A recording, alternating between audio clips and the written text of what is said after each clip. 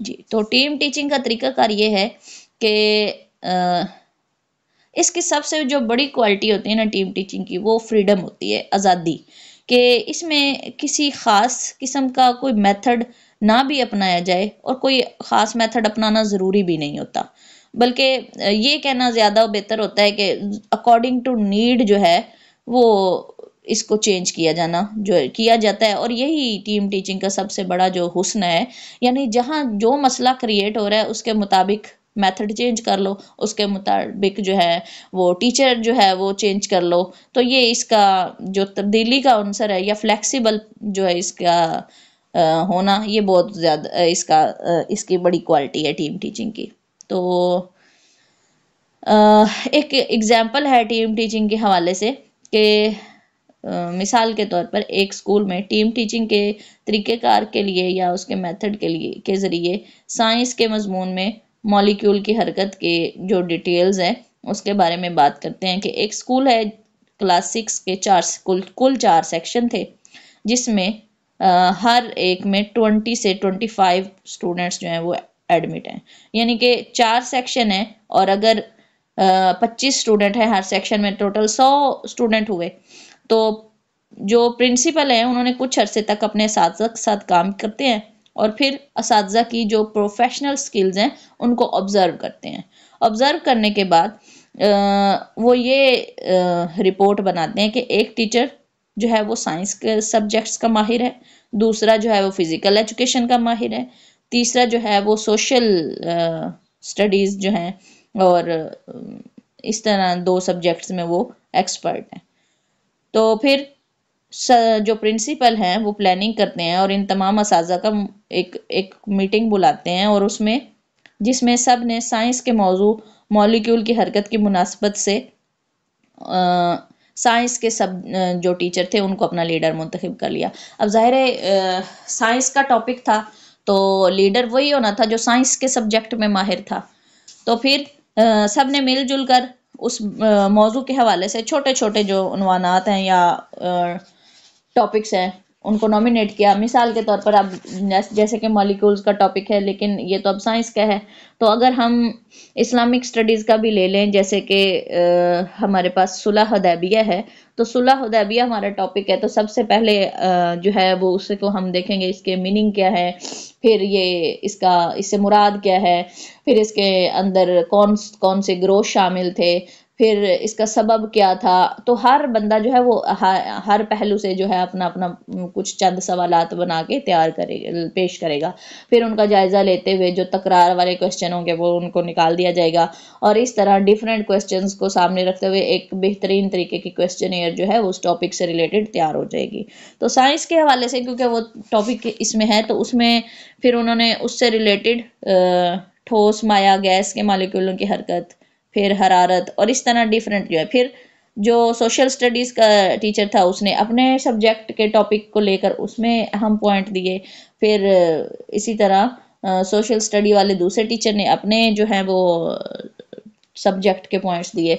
जैसे कि मिसाल के तौर पर अभी मैंने सुलह हुदैबिया की मिसाल दी, इसी तरह हम उर्दू में से एक सब्जेक्ट ले लें, उर्दू ग्रामर के हवाले से इसम और इसमें ज़मीर के मुताबिक जो है वो उनकी काइंड्स या उनके मीनिंग, उनके इस्तेमालात के बारे में उन्होंने अपनी तरफ से कुछ सवालात दिए।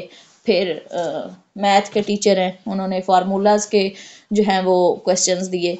तो इस तरह 4 जो टीचर्स हैं उन्होंने मिलकर अपने अपने सब्जेक्ट से रिलेटेड चंद इंपॉर्टेंट पॉइंट्स दिए। फिर बाहिमी जो उनकी कन्वर्सेशन हुई उसके बाद ये करार मतलब फिक्स होता है कि हर टीचर 2-2 लेक्चर जो है वो देगा, और इस दौरान जो बाकी टीचर्स हैं वो भी उस टीचिंग के सिलसिले में ज़रूरी जो है वो प्रिपरेशन करेंगे, कुछ डिसिप्लिन को कंट्रोल करेंगे, कुछ स्टूडेंट्स के अटेंशन का ख्याल करते हुए, और कुछ उनके इश्यूज़ का ख्याल करेंगे। तो इस तरह मिलकर काम करेंगे। अब क्योंकि 100 तादाद थी तो उनको 8 ग्रुप्स में डिवाइड कर दिया गया। हर टीचर ने कमोबेश जो है वो 10 सवालात तैयार किए अपने टॉपिक से रिलेटेड, और फिर हर ग्रुप उन 10 सवालात की बुनियाद पर जो भी रिलेटेड टॉपिक है उस पर डिस्कशन का जो है वो स्टार्ट करेगा टीचर की लेकिन निगरानी में। हर टीचर जो है, कुछ और भी लोगों को शामिल किया जाता है टीम टीचिंग में अकॉर्डिंग टू स्टूडेंट्स ग्रुप। यानी 8 ग्रुप है तो कम से कम 8 लोग तो होने चाहिए जो हर ग्रुप की हर टीचर एक ग्रुप की निगरानी करे। तो इस तरह फिर प्रिंसिपल साहब ने कुछ और प्रोफेशनल लोगों को ऐड किया टीम के अंदर ताकि हर ग्रुप को सुपरवाइज किया जाए। तो और उस टीचर की सुपरविजन में स्टूडेंट्स जो हैं वो आगे बढ़ सके।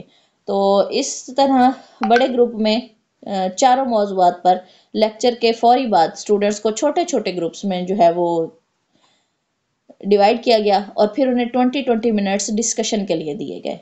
तो इस तरह फिर 20 मिनट स्टूडेंट्स की आपस में कन्वर्सेशन डिस्कशन के बाद 5 मिनट उन्हें टीचर के साथ डिस्कशन के लिए दिए गए। तो इस तरह हर टीचर ने फिर जो भी प्रॉब्लम्स आए उनको लाइब्रेरी में जाकर अपने मालूमात को इकट्ठा किया और 2 दिन के अंदर अंदर फिर जो है वो टीचर के साथ कन्वर्सेशन की और अपने मसाइल को हल किया। तो और इस दौरान जितने बिहेवियर्स इस्तेमाल हुए थे उन्हें स्कूल के अंदर तैयार किया गया या कुछ को बाजार से ख़रीदा गया। तो प्रोजेक्टर का भी दौरान टीचिंग इस्तेमाल किया गया और फिर एक एक जो हर लेक्चर यानी 2-2 लेक्चर देने थे हर टीचर ने, तो लेक्चर की एक एक कॉपी जो है वो तमाम स्टूडेंट्स को भी दी गई। तो इस तरह जो भी डिस्कशन के दौरान जो क्वेश्चन रेज किए गए उन स्टूडेंट्स के नाम भी नोट किए गए। फिर लेक्चर के 3 दिन के बाद उन बच्चों को जो इश्यूज आए उनको सब्जेक्ट स्पेशलिस्ट के पास ले जाया गया और उनके कंसेप्ट्स की जो है वो वजाहत कर दी गई और जिनके बारे में उन्हें किसी किस्म की मुश्किल का सामना था। तो तदरीसी काम जो टीचिंग प्रोसेस था वो कंप्लीट होने के बाद यानी इस तरीके से फिर एक टीचर्स की एक मीटिंग हुई जिसमें उन्होंने दोबारा से टीचिंग एक्टिविटीज़ और एफर्ट्स का जायज़ा लिया।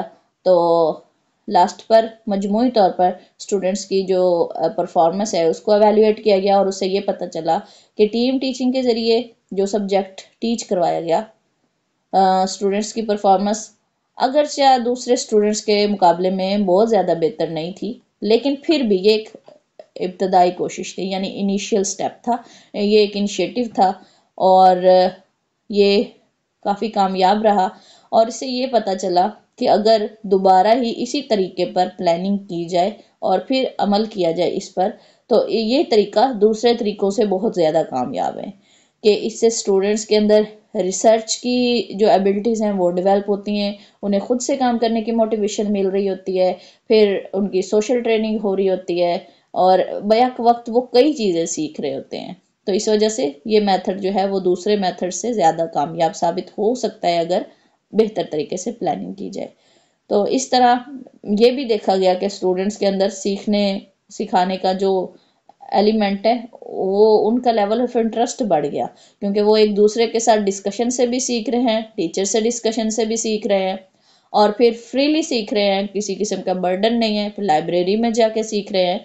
तो इस तरह उनके अंदर जो शौक पैदा हो रहा है वही जो है वो कामयाबी की ज़मानत है क्योंकि जब भी लर्निंग का ये असूल है कि जब तक इनर अंदर तब्दीली पैदा नहीं होती, अंदर से सीखने का जो है वो शौक नहीं आता, तो लर्निंग प्रॉपर नहीं हो पाती। तो जब लर्नर के अंदर इनर यानी इंटरनली इंटरेस्ट पैदा हो गया, शौक पैदा हो गया सीखने का, तो ये जो है वो सक्सेसफुल हो गए टीचर्स। तो टीम टीचिंग का ये कामयाबी हो गई फिर कि उन्होंने स्टूडेंट के अंदर उनका लेवल ऑफ इंटरेस्ट जो है वो बढ़ा दिया। तो ये तरीकाकार है टीम टीचिंग का कि इस तरह से ये टीम टीचिंग जो है वो परफॉर्म की जाती है। उम्मीद है सर फ़हीम कुछ समझ आई होगी आपको। मौजूद हैं आप? जी जी जी मैडम, सुन रहा हूँ आपको। तो कुछ समझ आई है आपको कंसेप्ट की? जी जी आई है मैडम। सर अगर कंफ्यूजन है तो बता दें, मैं अभी क्लियर कर देती हूँ।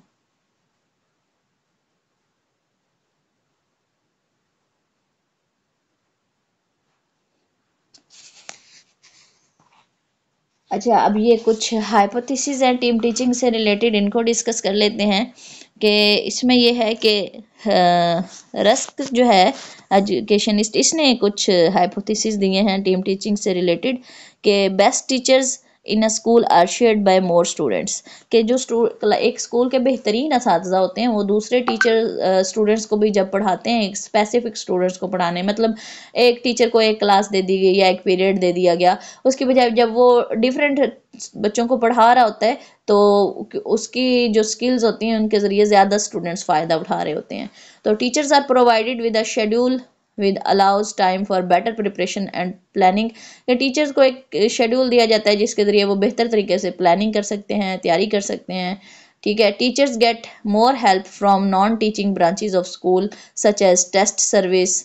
फिर कुछ ऐसी डिपार्टमेंट होते हैं ना स्कूल के अंदर जो नॉन टीचिंग में आते हैं, जैसे टेस्ट सर्विस है, स्कूल का ऑफिस है, गाइडेंस है, ऑडियो विजुअल एड सर्विसेज हैं, और फिर लाइब्रेरी है, तो उनसे भी टीचर्स जो हैं वो काफ़ी ज़्यादा मदद ले लेते हैं। Teacher should have and can have more exact knowledge of their students, तो उनके पास एग्जैक्ट नॉलेज जो है वो होना चाहिए, और फिर उसके लिए भी उन्हें टाइम मिलता है, वो कलेक्ट करते हैं डाटा, उनकी इसमें भी महारत बढ़ती है। फिर the best teacher in any system are entitled to recognition, फिर जिस भी फील्ड में जो टीचर माहिर होता है उसका भी पता चल जाता है। उसके बाद teachers can grow and keep abreast of increasing knowledge, ज़ाहिर है टीचर का नॉलेज जो है वो बढ़ता जाता है जब वो टीम में वर्क कर रहा है या फिर रिसर्च कर रहा है, वो एक जगह स्टॉप नहीं हो रहा। Teachers do not plan and work in isolation, यानी अकेले काम करना या प्लान करना ज़्यादा उनके लिए मुश्किल होता है और वो करते भी नहीं हैं। तो टीम टीचिंग के अंदर फिर उनकी जो कोशिशें हैं उन्हें बार बार जो खुद से करनी पड़ती हैं वो भी कम हो जाती हैं, और फिर उनका भी लेवल ऑफ इंटरेस्ट जो है वो बढ़ जाता है। वो कहते हैं ना कि एक दूसरे को देख के जो मोटिवेशन मिल रही होती है उससे फिर वो फ़ायदा उठाते हुए सारे लोग काम कर लेते हैं। Teachers make better use of teaching techniques and technological devices, teaching techniques का भी बेहतर इस्तेमाल करते हैं, टेक्नोलॉजिकल डिवाइसेस का भी बेहतर इस्तेमाल करते हैं, और students develop better study habits, उनके अंदर ये जैसे पहले बात की रिसर्च का एलिमेंट जो है वो पैदा हो जाता है, उनकी स्टडी की आदत जो है वो डेवलप हो जाती है। फिर special students needs more easily diagnosed, कि जो स्पेशल किस्म के स्टूडेंट्स हैं जिनको मसाइल होते हैं उनके मसाइल की तशख़ीस जो है वो आसानी से हो जाती है, फिर उनका तदारुक किया जाता है, यानी and remedial assistance easily planned. और फिर फ्लेक्सिबिलिटी जो है grouping and regrouping of students वो होती है, यानी फ्लेक्सिबिलिटी की इजाज़त होती है, स्टूडेंट्स के ग्रुप्स को तब्दील किया जा सकता है आसानी के साथ। फिर है the plan provides for flexible class size, class size को भी तब्दील किया जाता है उसकी ज़रूरत के मुताबिक। ठीक है, तो ये इसके कुछ हाइपोथेसिस थे। अब हम डिस्कस करेंगे टीम टीचिंग के एडवांटेजेस के। हाइपोथेसिस की जो असल रूह है एजुकेशन के अंदर, यानी तरकीब वगैरह।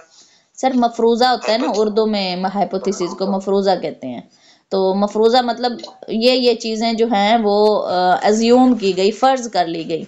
मफरूज़े में चीज़ों को फ़र्ज़ किया जाता है ना, तो टीम टीचिंग का जो मफरूज़ा है उसमें ये चीज़ें फ़र्ज़ की गई हैं, या ये चीज़ें जो है वो फ़र्ज़ करने के बाद, तजर्बे के बाद ये साबित भी हुई कि ये फ़वाइद होते हैं इससे, और ये इसके मफरूज़े हैं कि क्या क्या हो सकता है इसके अंदर।